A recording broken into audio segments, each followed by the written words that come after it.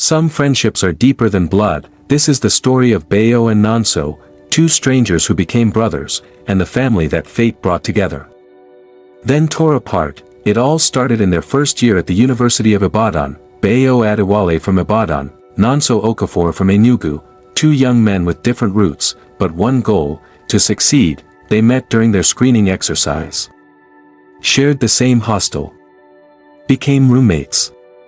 Then, they became brothers. During vacations, Bayo would take Nonso to his family home in Ibadan, and that's how Nonso became part of the Adewale family. Bayo's parents loved him, his sisters, Temi and Kemi, called him brother.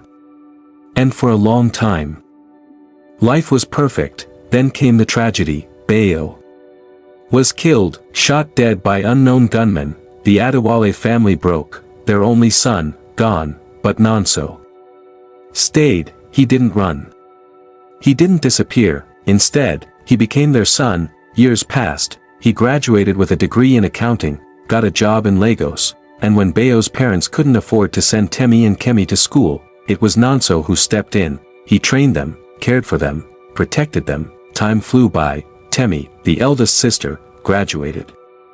Went for NYSC. Then, she met Kelvin Anderson, an oil company staff from Port Harcourt.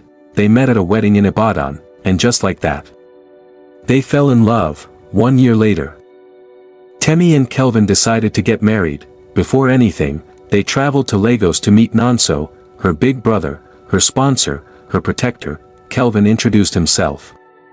Nonso was warm, but quiet. The next day, Kelvin returned to Port Harcourt.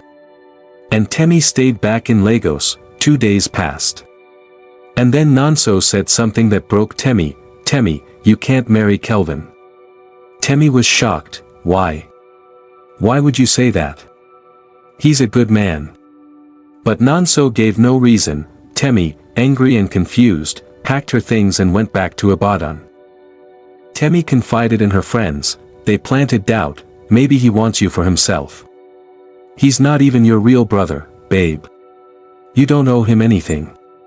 They told her to brother-zone Nonso and move on with her wedding plans. Temi called Nonso in anger. Send me your account number. We'll refund everything you spent on me.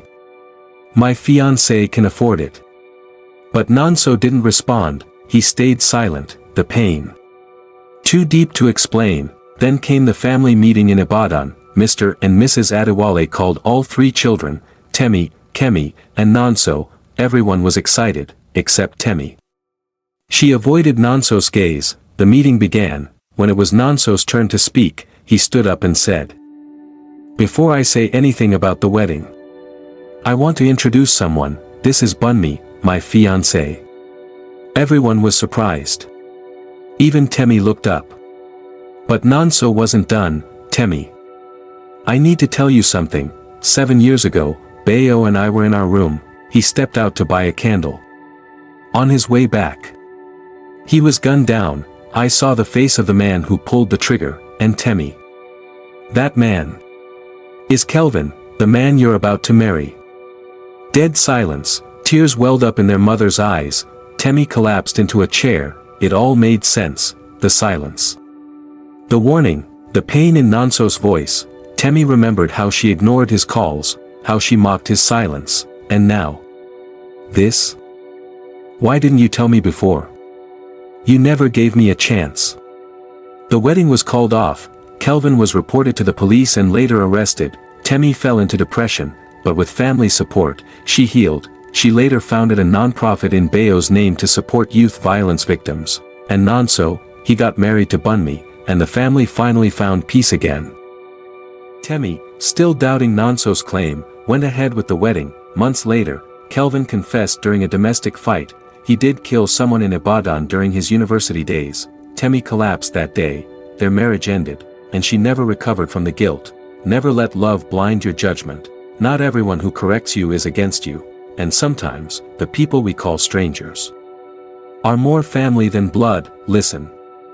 Think. Ask. Before it's too late.